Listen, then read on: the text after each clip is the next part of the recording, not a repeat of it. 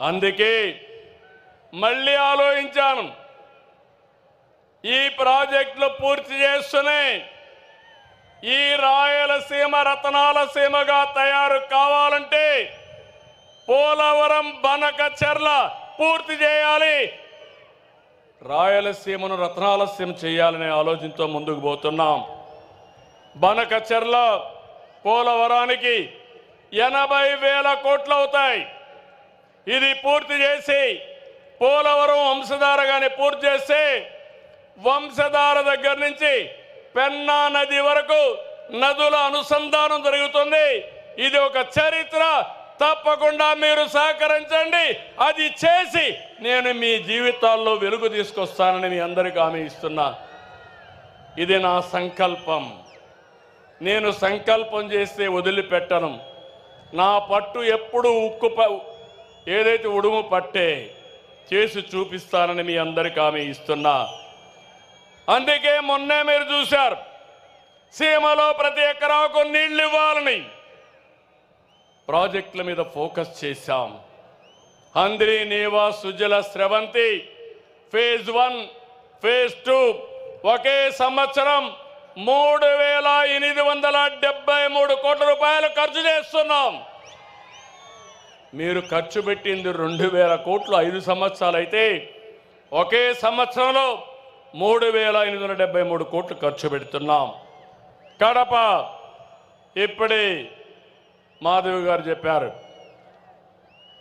కడపలో మీరు చూస్తే నీళ్లు కూడా తాగడానికి లేవు. పక్కన గండికోట ఉంది, ఇక్కడే కొప్పర్తుంది. మీ అందరికీ హామీ ఇస్తున్నా, ఏదైతే గాలేరు నగిరి కడప వరకు తీసుకురావడానికి 1000 కోట్లు అవుతుంది. ఇప్పుడే శాంక్షన్ చేస్తున్నామని మీ అందరికీ హామీ ఇస్తున్నా. ఈ సంవత్సరమే ప్రారంభిస్తాం. ఇవన్నీ తీసుకొచ్చి రాయలసీమని హార్టికల్చర్ హబ్గా నిర్మాణం చేస్తాం. అదే మాదిరిగా హార్టికల్చర్ చేస్తే రాయలసీమ భవిష్యత్తు ఒక్కసారి ఊహించుకోండి. ఇంకో పక్క గండికోట, ఏపీ గ్రాండ్ కెనియన్, దీన్ని బెస్ట్ టూరిజం స్పాట్గా చేస్తాం. నేను వచ్చినప్పుడు చెప్పాను, కృష్ణదేవరాయల విగ్రహం 100 అడుగుల విగ్రహం పెడతా అన్నా, అది కూడా శాంక్షన్ చేస్తున్నాం, పని ప్రారంభిస్తామని మీ అందరికీ హామీ ఇస్తున్నాం. తిరుపతి, ఒంటిమిట్ట, కాళహస్త్రి, కాణిపాకం, శ్రీశైలం, అహోబిలం, మంత్రాలయం, పుట్టపర్తి, కడప దర్గా, ఇవి మన సొంతం. ఇవన్నీ కూడా అనుసంధానం చేసి బ్రహ్మాండమైన టూరిజాన్ని నేను ప్రమోట్ చేస్తానని చెప్పి కూడా నేను మీ అందరికీ తెలియజేస్తున్నా. ఇది రాయలసీమ మిషన్. ఇది రాయలసీమకు నేను ఇచ్చే వరం.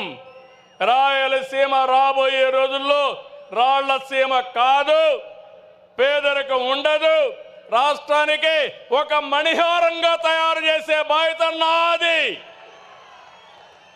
సిద్ధమా తమ్ముళ్ళు అని అడుగుతున్నా మిమ్మల్ని అందరినీ.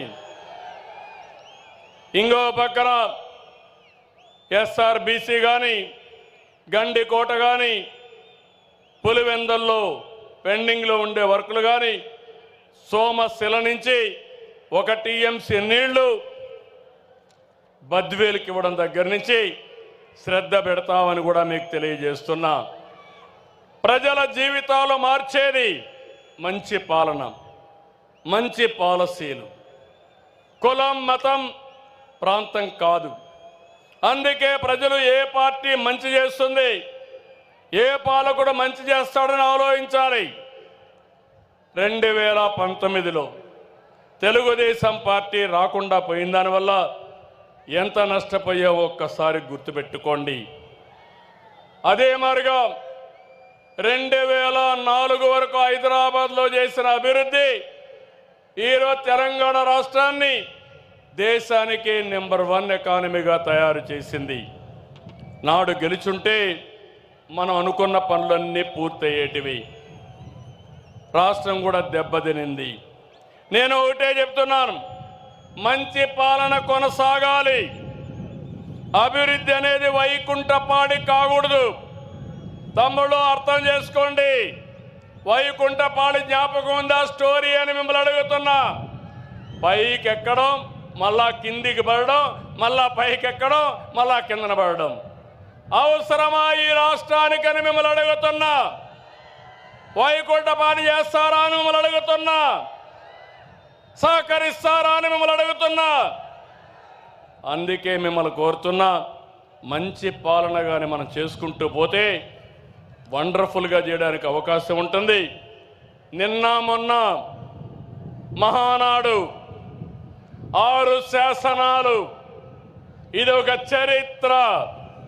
ఈరోజు మీరు చూస్తే తెలుగు జాతి విశ్వఖ్యాతి, యువగళం, శ్రీ శక్తి, అన్నదాతకు అండగా, పేదల సేవలో సోషల్ రీఇంజనీరింగ్, P4 ద్వారా మీ అందరినీ ఆర్థికంగా పైకి తీసుకొచ్చే బాధ్యత. 2029కి జీరో పావర్టీ, ప్రతి ఒక్కరికి ఇళ్ళు కట్టిస్తాం, ప్రతి ఒక్కరికి ఇంటి జాగా ఇస్తాం, కనీస అవసరాలు తీరుస్తాం. ఇవి చేసి ఇక్కడుండే కార్యకర్తలు, నాయకులు కోరుతున్నా, కార్యకర్తే అధినేత. ఇది కూడా నిన్న మనం అందరం కూడా కలిసి నిర్ణయించాం. దీనికి సపోర్టింగ్గా మీరు చూస్తే వికసిత్ భారత్ 2047కి ఒక ప్లాన్ తయారైంది. ఈరోజు భారతదేశం 4వ అతిపెద్ద ఆర్థిక వ్యవస్థ. 27కు 28కి 3వ స్థానానికి వస్తుంది. 47కి ఏ 1, 2గా ఉంటుంది. ఆ సమయంలో మన స్వర్ణాంధ్రప్రదేశ్ 10 సూత్రాలతో మేము ముందుకు వచ్చాం. ప్రస్తుత ఆదాయం 2,67,000 రూపాయలు. ఈ 2,67,000 రూపాయలు 22 ఏళ్లలో 52 లక్షల రూపాయలు చేసే బాధ్యత నేను తీసుకుంటున్నాను. ప్రణాళికలు తయారు చేశాం. సిద్ధమా మీరు? సిద్ధమా మీరు అని అడుగుతున్నా. రాష్ట్రం సిద్ధంగా ఉండాలి. మీ జీవితాలు మార్చుకోవాల్సిన బాధ్యత మీ అందరిపైన ఉందని చెప్పి నేను మీకు తెలియజేస్తున్నా. నేను ఆలోచించేది ఒకటి, వెల్తీ, హెల్తీ, హ్యాపీ సొసైటీ. అందరికీ ఆదాయాలు ఉండాలి, సంపద ఉండాలి, ఆరోగ్యంగా ఉండాలి, ఆనందంగా ఉండాలి. అదే నిజమైన సమాజం. ఆ సమాజం కోసం నేను పనిచేస్తున్నానని చెప్పి నేను మీకు తెలియజేస్తున్నా. తమిళలో ఇప్పుడు చూస్తుంటారు, ఈ మహానాడు అయింది. అంగరంగ వైభవాలతో మహానాడు మనం చూస్తే, నా జీవితంలో చూడని మహానాడు ఈరోజు నిర్వహించుకున్నాం. మళ్ళీ జూన్ 21వ తారీఖున యోగా, అంతర్జాతీయ యోగా దినోత్సవానికి శ్రీకారం చుడుతున్నాం. ఇక్కడ నేను ఒకే లొకేషన్లో విశాఖపట్నంలో రామకృష్ణ బీచ్ దగ్గర 5 లక్షల మంది ఒకే చోట యోగా చేయబోతున్నారు. ఇది ప్రపంచ రికార్డు. రాష్ట్రం మొత్తం 2 కోట్ల మంది యోగా చేయబోతున్నారు. 20 లక్షల మంది యోగాలో మీరందరూ సర్టిఫికెట్లు తీసుకుంటున్నారు, యోగాలో పాస్ అవుతున్నారు. ఇది కూడా మీరు చేయండి. యోగా మన జీవితంలో ఒక భాగం కావాలి.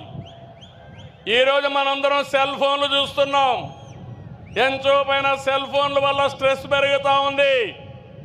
రోజుకు అర్ధ గంట 45 నిమిషాలు యోగా చేస్తే ఇంకా హాస్పిటల్కి పోయే పని లేదు, ఆరోగ్యంగా ఉంటారు. ఇది కూడా మీరు గుర్తుపెట్టుకోవాల్సిందిగా నేను కోరుకుంటూ ఈరోజు మళ్ళా విజ్ఞప్తి చేస్తున్నాం. ఈ మీటింగ్ అవుతానే మీరు ఇక్కడి నుంచి బయలుదేరినప్పుడు క్షేమంగా ఇంటికి వెళ్ళండి, జాగ్రత్తగా వెళ్ళండి. నా మనసంతా మీ మీదనే ఉంటుంది. ఏ ఒక్క వ్యక్తికి ఇబ్బంది జరగకూడదని నా ఆలోచన. నా మాట పాటిస్తామని మా తమ్ముళ్ళు గట్టిగా ఆమోదాన్ని తెలియజేయండి. కడుపు నిండింది, ధైర్యం వచ్చింది, నేను చేసే పనులకు ఆమోదం చెప్పారు.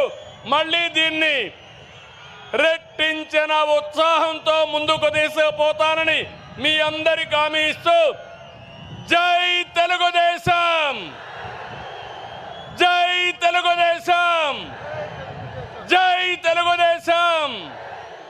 NTR Amar high, NTR Amar high, NTR Amar high.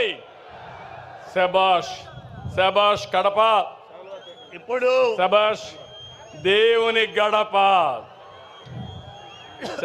అదే మాదిరిగా ఎమ్మెల్యే గారు అడిగారు దేవుని గడపను బాగా డెవలప్ చేయమని. ప్రత్యేకమైన శ్రద్ధ పెడతా, దాన్ని డెవలప్ చేసే బాధ్యత తీసుకుంటా. డ్రింకింగ్ వాటర్ కూడా ఇస్తా, బొగ్గవంక చెరువు కూడా అభివృద్ధి చేస్తా అని చెప్పి తెలియజేసుకుంటూ అందరికీ నమస్కారాలు. జై హింద్. ఈ మహాసభను ఉద్దేశించి జమ్మలమడుగు ఇన్ఛార్జ్ భూపేష్ రెడ్డి గారు వందన సమర్పణ చేయాల్సిందిగా విజ్ఞప్తి చేస్తా ఉన్నాం. 2025 మహానాడు కార్యక్రమాన్ని మనము ఇక్కడ జరుపుకోవడానికి రాయలసీమ నడిబొడ్డున కడప జిల్లాలో అవకాశం ఇచ్చిన మన జాతీయ అధ్యక్షులు నారా చంద్రబాబు నాయుడు గారికి మరియు నారా లోకేష్ బాబు గారికి, రాష్ట్ర అధ్యక్షులు పల్లా శ్రీనివాసరావు గారికి నా హృదయపూర్వకంగా కృతజ్ఞతలు, అభినందనలు తెలుపుకుంటున్నాను. ఈరోజు ఇంత సక్సెస్ చేసినందుకు కడప జిల్లా ఉమ్మడి 10 నియోజకవర్గాల నుంచి వచ్చిన ప్రజానికానికి హృదయపూర్వక నమస్కారాలు తెలియజేసుకుంటూ, ఈరోజు కడప జిల్లాలో 3 రోజులు వాన ప్రకృతి సహకరించదేమనే ఉద్దేశంతో ఈరోజు చాలామంది ఒక ఆందోళనకు గురైనారు. కానీ ఈరోజు పూర్తి స్థాయిలో 2 రోజులు 27, 28వ తేదీన ఏ విధంగా జరుపుకున్నామో 29వ తేదీన చూస్తుంటే నిజంగా మొత్తము రాష్ట్రం 2 రాష్ట్రాల నుంచి వచ్చిన తెలుగు ప్రజలు, తెలుగుదేశం పార్టీ నాయకులు, కార్యకర్తలు, ఇది ఒక మహానాడు అనేది మన తెలుగుదేశం పార్టీ కార్యకర్తలకు ఒక పండగ. ఈ పండుగను కడప జిల్లాలో జరుపుకొని ఇంత దిగ్విజయంగా పూర్తి చేసుకునేందుకు